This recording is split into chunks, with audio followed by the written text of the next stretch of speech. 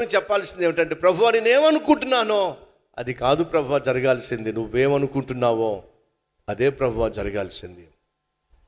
మళ్ళా చెప్తున్నా, మనలో కొంతమంది నా ప్రార్థనకు జవాబు రావట్లేదు బ్రదర్, నా ప్రార్థనకు జవాబు రావట్లేదు బ్రదర్, నా ప్రార్థనకు జవాబు రావట్లేదు బ్రదర్ అనేవాళ్ళు మన మధ్య చాలామంది ఉన్నారు. అయితే వినండి, నా ప్రార్థనకు కూడా జవాబు రాలా. ఆస్ట్రేలియా వెళ్దాం అనుకుంటున్నాను ప్రభువా, ఆస్ట్రేలియా వెళ్దాం అనుకుంటున్నాను ప్రభువా, ఆర్థిక సమస్యలు తట్టుకోలేకపోతున్నాను ప్రభువా, జవాబు రాలా. అడవిలోకి కొండల్లోకి వెళ్ళి ఒక మిషనరీగా సేవ చేద్దాం అనుకుంటున్నాను ప్రభువా, జవాబు రాలా. ఆత్మహత్య చేసుకోవాలనుకుంటున్నాను ప్రభువా, చచ్చిపోవాలనుకుంటున్నాను ప్రభువా, ఆ ప్రార్థన కూడా చేశాను, జవాబు రాలా. ఒకవేళ జవాబే వచ్చినట్లయితే కల్వరి టెంపుల్ ఉండేది కానే కాదు. నా ప్రార్థనకు జవాబు రాలేదు కాబట్టి ఇంత అద్భుతమైన మందిరము సాధ్యమైంది. ఈరోజు దేవుడు నాకు ఇచ్చిన జవాబులను బట్టి మాత్రమే కాదు ప్రభువుని నేను స్తుతించాల్సింది. దేవుడు నా ప్రార్థనలకు జవాబు చెప్పండి ఇప్పుడు ఇవ్వలేదు కాబట్టి కూడా నేను ప్రభువుకి ఏం చేయాలి? ప్రభువుకు స్తుతులు చెల్లించాలి. ఈరోజు మన మధ్య ఎవరైనా ఉన్నారా, బ్రదర్ నా ప్రార్థనకు జవాబు రావట్లేదు అన్నవాళ్ళు ఉంటే ఒకసారి చూపిస్తారు, ఏం పర్వాలా. బ్రదర్ నా ప్రార్థనలకు జవాబు రావట్లేదు అన్నవాళ్ళు చూపిస్తారా? ఒకరోజు ఈ చెయ్యెత్తిన వాళ్ళు అంటారు, బ్రదర్ ఆ ప్రార్థనకు జవాబు రాకపోవడమే బెటర్ అయింది బ్రదర్. ఎందుకని? అంతకంటే శ్రేష్టమైన దాన్ని దేవుడు నా కోసం దాచి ఉంచాడు. అర్థమవుతుందా? ఆటంకాలు వస్తాయి, అయితే ముందుకు సాగో. మూడోది, అనుకున్నది జరగదు, నష్టమేం లేదు. ఎందుకంటే ఈ భూమి మీద ఉన్న ప్రతి మనిషి తను అనుకున్నది అనుకున్నట్టుగా జరగదు. ఒక్కడు కూడా చెప్పలేడు ఈ భూమి మీద నేను అనుకున్నది అనుకున్నట్టుగా జరిగిపోతుంది బ్రదర్ చెప్పలేడు. అనగా ప్రతి ఒక్కరి జీవితంలో ఏదో ఒకటి అనుకున్నది జరగడం లేదు. ప్రాముఖ్యంగా సంగమా, మన జీవితంలో మనం అనుకుంటున్నది జరగటం లేదంటే దేవుడు అనుకున్నది మన జీవితంలో జరిగించబోతున్నాడు అనేది వాస్తవం. యోసేపు తన జీవితంలో అనుకున్నది ఒకటి, తనకు ప్రాప్తించింది మరొకటి. తన యొక్క సహోదరుల యొక్క క్షేమాన్ని తెలుసుకోవాలి అనుకున్నాడు. అనుకొని వాళ్ళ క్షేమం కోసం షెకెము వెళ్ళాడు.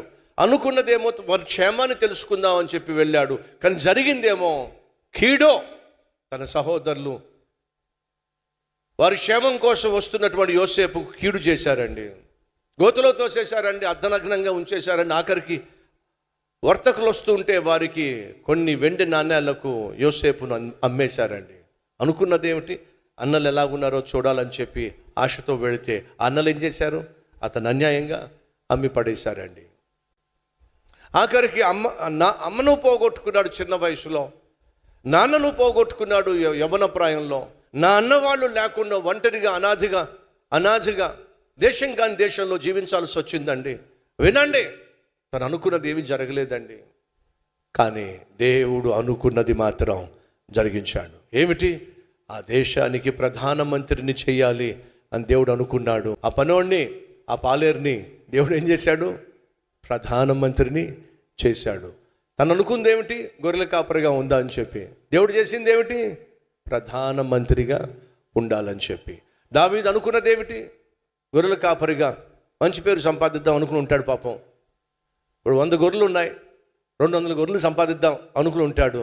తను అనుకున్నదేమో గొర్రెల కాపరిగా విజయం సాధిద్దామని, కానీ దేవుడేమో రాజ్యాన్నే పరిపాలించే మహారాజు చెయ్యాలని. సహోదరులు, నీ పట్ల నీవు కలిగి ఉన్న ఆలోచనల కంటే నీ పట్ల నా దేవునికి ఉన్న ఆలోచనలు బహు శ్రేష్టమైనవి.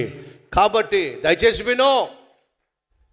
నువ్వు అనుకున్నది జరగనప్పుడు నీ మైండ్లో ఒక ఆలోచన పెట్టుకో, నేను అనుకున్నది జరగడం లేదంటే నా దేవుడు తాను అనుకున్న దాన్ని నా జీవితంలో జరిగించబోతున్నాడు. నేను నా గురించి అనుకుంటున్న దానికంటే నా జీవితం పట్ల దేవుడు అనుకుంటున్నదే బహుశ్రేష్టమైనది.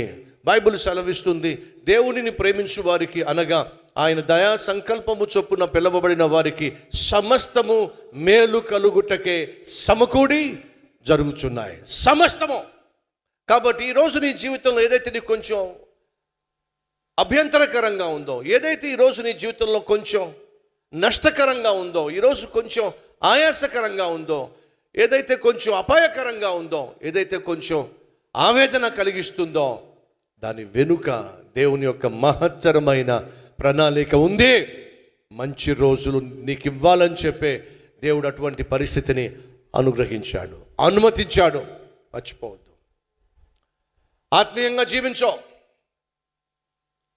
2, ఆటంకాలు వస్తాయి, ముందుకు సాగో. 3, అనుకున్నది జరగదు, నష్టమేమీ లేదు, దేవుడు అనుకున్నది నీ జీవితంలో జరగబోతుంది. 4, అనవసరంగా గతాన్ని గురించి ఆలోచించొద్దు, గతాన్ని తవ్వే ప్రయత్నము చేయొద్దు. సంగమా, ఈరోజు ఈ విషయాన్ని స్పష్టంగా మీకు చెప్పాలని ఆశపడుతున్నా. మనలో చాలామంది తమ గత జీవితం గురించి ఆలోచిస్తూ బాధపడుతూ ఉంటారు. గతంలో చోటు చేసుకున్న సంఘటనలను బట్టి, గతంలో నేను ఓడిపోయాను, గతంలో నేను మోసపోయాను, గతంలో నాకు అన్యాయం జరిగింది, గతంలో దయచేసి గమనించాలి. మీరు కారులో ప్రయాణం చేస్తున్నప్పుడు మీ కళ్ళ ముందు ఎంత పెద్ద అద్దం ఉంటుంది చెప్పండి. ఎంత పెద్ద అద్దం ఉంటుంది? చాలా పెద్ద అద్దం ఉంటుంది మీరు కారులో ముందు సీట్లో కూర్చుంటే, రైట్? ఎందుకని? అది ముందుకు చూడడానికి, రైట్? అలాగే చిన్న అద్దం ఉంటుంది. ఆ అద్దం ఏంటి చెప్పండి? హలో, ఎప్పుడైనా కారులో వెళ్ళారా? లేదు బ్రదర్, కార్లు ఇవన్నీ చిన్నవి, నేను ఫ్లైట్లోనే వెళ్తాను. ఉన్నారా అలాంటి వాళ్ళు? అడుగుతున్నా. కారులో మీరు ప్రయాణం చేస్తున్నప్పుడు ఫ్రంట్ పెద్ద అద్దం కనిపిస్తుంది, దానిపైన చిన్న అద్దం ఉంటుంది. ఏ అద్దం అది? Rare mirror. వెనక ఏం జరుగుతుందో చూపించే అద్దం ఉంటుంది. అది ఎంత ఉంటుంది? చిన్న అద్దం. వెనక ఏం జరుగుతుందో, ఏ మార్గంలో నువ్వు వచ్చావో, ఎవరెవరిని దాటుకొచ్చావో, ఏమేమి దాటుకొచ్చావో చూపించే చిన్న అద్దం ఉంది. అదెందుకు? దాన్ని చూసి ప్రయాణం చేయడానికి కానే కాదు, దాన్ని గమనిస్తూ ప్రయాణం చేయడానికి. గతాన్ని నువ్వు గమనిస్తూ ముందుకు సాగాలి తప్ప గతాన్ని చూసుకుంటూ ఉంటే మాత్రం నువ్వు ముందుకు సాగే ప్రసక్తి లేనే లేదు. ఎస్, నీ జీవితంలో అన్యాయం జరిగింది, కూర్చుని ఏడిస్తే ఏం లాభం? ఎస్, నిన్ను మోసం చేశారు అని చెప్పి కూర్చుని ఏడిస్తే ఏం లాభం? ఎస్, గతంలో నువ్వు నష్టపోయావు అని చెప్పి ఈరోజు కూర్చుని ఏడిస్తే ఏం లాభం? ఎస్, గతంలో నువ్వు ఓడిపోయావు అని చెప్పి నువ్వు కూర్చుని ఏడిస్తే ఏం లాభం? ఎస్, గతంలో నువ్వు చాలా ప్రయత్నాలు చేసావు కానీ ఏమీ సాధించలేకపోయావు అని చెప్పి కూర్చుని ఏడిస్తే ఏం లాభం? దయచేసి గమనించండి. సీతాకోక చిలుకకు కూడా ఒక గతం ఉంది. ఏంటా గతం చెప్పండి, గట్టిగా చెప్పండి. సీతాకోక చిలుక కూడా ఒక గతం ఉంది. ఏమిటా గతం? గొంగలి పురుగు నుంచే సీతాకోక చిలుక వచ్చింది. ఆ సీతాకోక చిలుక కూర్చొని గతం గురించి ఆలోచిస్తుందా? చిచి నా బ్రతుకేమిటి, చిచి నా గతం ఏమిటి, చిచి నా అనుకుంటుందా అండి? లేదండి. అది గతాన్ని చూసినప్పుడు దేవుణ్ణి మహింపరుస్తుంది. అయ్యా, నేను గొంగలి పురుగుని, అందరి చేత అసహించబడిన దానిని, అందరికీ దురద పుట్టించిన దాన్ని, అందరికీ ఇబ్బంది కలిగించిన దానిని, అందరూ చేత నలిపివేయబడిన దానిని. కానీ అలాంటి గొంగలి పురుగున నన్ను ఇదిగో ఇంతంత అద్భుతమైన రంగుల సీతాకోక చిలుకగా చేశావు నాయనా, నువ్వు ఎంత అద్భుతమైన దేవుడవు అని ఆ గొంగలి పురుగు నుంచి బయటకు వచ్చిన సీతాకోక చిలుక తన గతాన్ని చూసి దేవుణ్ణి మహింపరచాలి తప్ప గతాన్ని చూసి నిరాశపడడానికి వీలు లేనే లేదు.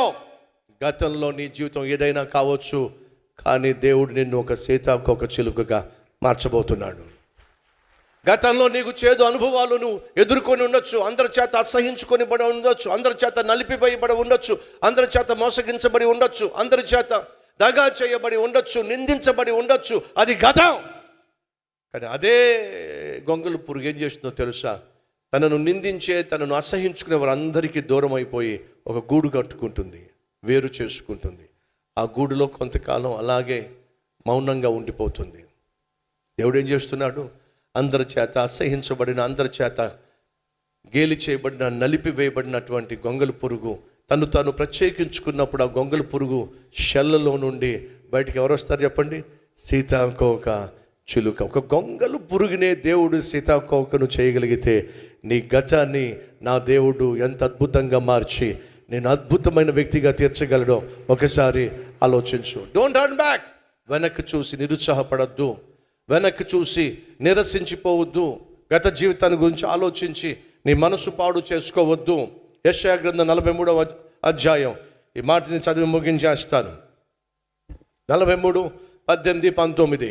మునుపటి వాటిని జ్ఞాపకము చేసుకొనకుడే. జ్ఞాపకం చేసుకోవద్దు. పూర్వకాలపు సంగతులను తలంచుకొనకుడే. అసలు తలంచను కూడా తలంచొద్దు. ఇదిగో నేను ఒక నూతన క్రియ చేయుచున్నాను, ఇప్పుడే అది మొలుచును, మీరు దాన్ని ఆలోచించరా? నేను అరణ్యములో త్రోవ కలుగ చేయబోతున్నాను. ఈరోజు మన మధ్య ఎవరైనా ఉన్నారా? బ్రదర్, నాకు ఏ మార్గము కనిపించట్లా, ఎలా ముందుకెళ్ళాలో అర్థం కావట్లా, అడుగు తీసి అడుగు వేయలేకపోతున్నాను, అంత అగోచరంగా ఉంది, అస్తవ్యస్తంగా ఉంది, అంత ఏం అర్థం కావట్లేదు బ్రదర్, నాకు ఏ మార్గము కాని రావటం లేదు అన్నవారు మన మధ్య ఉన్నారా? అయితే నీకు శుభవార్త. నా ప్రభు అంటున్నాడు, నీకు అరణ్యములో మార్గాన్ని కలుగ చేయబోతున్నాను. ఎడారిలో నదులను పారచేయబోతున్నాను. ఎటు చూసినా ఎడారే, బ్రతకడానికి ఆధారం లేదు. నీళ్లు బ్రతకడానికి ఆధారం, ఎడారిలో నీళ్లు దొరకవు. అనగా అర్థం ఏమిటి? బ్రతకడానికి ఆధారమైనది ఏదైతే ఉందో అది నీ జీవితంలో కనిపించట్లా. నువ్వు బ్రతకాలంటే ఉద్యోగం కావాలి, బ్రతకాలంటే చేతి నిండా పని కావాలి, బ్రతకాలంటే నీకు ఆరోగ్యం కావాలి, బ్రతకాలంటే నీకు ఏదో ఒక వ్యాపారం కావాలి, వ్యాపకం కావాలి, వ్యవసాయం కావాలి. కానీ ఈరోజు ఏం చేద్దామన్నా సరే కనుచూపు మేరలు ఏమీ కనిపించట్లా, అంతా కూడా అగోచరంగా ఉంది. అయితే నా ప్రభు అంటున్నాడు, ఎడారిగా ఉన్న నీ జీవితంలో నదులను ప్రవహింప చేయబోతున్నాను. నువ్వు గతాన్ని చూసి ఏడవద్దు, అనవసరంగా గతాన్ని చూసి ఏడవద్దు, అనుకున్నది జరగలేదని చెప్పి ఏడవద్దు, ఆటంకాలు వస్తున్నాయి అని చెప్పి ఏడవద్దు. ఆత్మీయంగా జీవించు, ఆదర్శంగా జీవించు. దేవుడు అద్భుతము చేయబోతున్నాడు. అవునన్న వారు నాతో పాటు కలిసి ప్రార్థన చేస్తారా? ప్రార్థనలో ఏకీభవిస్తారా? ప్రతి ఒక్కరూ ప్రతి చోట ఈరోజు దేవుడు నీతో మాట్లాడాడు. అమ్మ నాన్న ఆత్మీయులు కాదా? నీ కుటుంబం ఆత్మీయమైన కుటుంబం కాదా? అయితే నీతోనే ఆత్మీయత ప్రారంభం కావాలి, నీతోనే ఆత్మీయ తరం ప్రారంభం కావాలి, ప్రార్థించే తరం ప్రారంభం కావాలి, దీవించబడినటువంటి తరం ప్రారంభం కావాలి, దేవుణ్ణి మహిమపరిచేటటువంటి తరం ప్రారంభం కావాలి. నిన్ను బట్టి నీ తల్లికి తండ్రికి గొప్ప ఘనత రావాలి. 2, ఆటంకాలు వస్తాయి, వాటిని చూసి ఏడవద్దు, ప్రభువును చూసి ఏడు, ఆటంకాల నుంచి విడిపిస్తాడు. అనుకున్నది జరగదు, ఈ లోకంలో ఎవరికీ జరగదు, నీకొక్కడికే కాదు. కానీ ఒకటి మాత్రం వాస్తవం, నువ్వు అనుకున్నది జరగడం లేదంటే దేవుడు అనుకున్నది నీ జీవితంలో జరిగించబోతున్నాడు. అదే నీకు క్షేమం, అదే నీకు అవసరం. చివరిగా, అనవసరంగా గతాన్ని చూడొద్దు, గతాన్ని జ్ఞాపకం చేసుకోవద్దు, గతాన్ని జ్ఞాపకం చేసుకుని ఆడవద్దు. ఎందుకంటే దేవుడు నీ జీవితంలో నుండి సీతాకోక చిలుక లాంటి అద్భుతమైన బ్రతుకును తీసుకురాబోతున్నాడు. ముందు గతి రాబోతుంది, మంచి జీవితం రాబోతుంది, మంచి జరగబోతుంది, మంచి రోజులు రాబోతున్నాయి. ధైర్యంగా ముందుకు సాగు, ఆత్మీయతను ప్రారంభించో, ఆదర్శంగా జీవించో. అదే దేవుడు కోరుతున్నాడు. అటు జీవితం నాకు కావాలి అన్నవారు ఉంటే మీ హస్తాన్ని ప్రభు చూపిస్తారా? మహాపరిశుద్ధుడు అయిన ప్రేమ కలిగిన తండ్రి, బహుశ్రేష్టమైనటువంటి సందేశము ద్వారా ప్రతి ఒక్కరితో మాట్లాడినందుకు మీకు వందనాలు, స్తుతులు, స్తోత్రాలు చెల్లిస్తున్నావు నాయనా. నీ సన్నిధికి వచ్చిన ప్రతిసారి నువ్వు మాతో మాట్లాడుతున్నావయ్యా. మా జీవితాల్లో ఆటంకాలు ఉన్నాయి, కానీ వాటన్నిటిని నువ్వు అణిచివేస్తావు. మా జీవితంలో అనుకున్నది ఏమి జరగటల్లా, కానీ నువ్వు అనుకున్నది జరిగిస్తావు. మా జీవితంలో మా గతం ఏమి బాగోలా, కానీ అద్భుతమైన భవిష్యత్తుని ఇవ్వబోతున్నావు. మా కుటుంబంలో ఎవరు ఆత్మీయులు కాదు, కానీ మా ద్వారా ఆత్మీయతను నువ్వు ప్రారంభించబోతున్నావు నాయనా. నీకు వందనాలు, స్తుతులు, స్తోత్రాలు. ఏ వాక్యమైతే ఈరోజు మా జీవితంలో విత్తావో ఆ వాక్యము మా జీవితంలో ఫలించులాగున, ఫలభరితమైన జీవితం మేము జీవించులాగున మమ్మల్ని అందరినీ ఆశీర్వదించమని యేసు నామం పేరట వేడుకుంటున్నాం తండ్రి. ఆమెన్.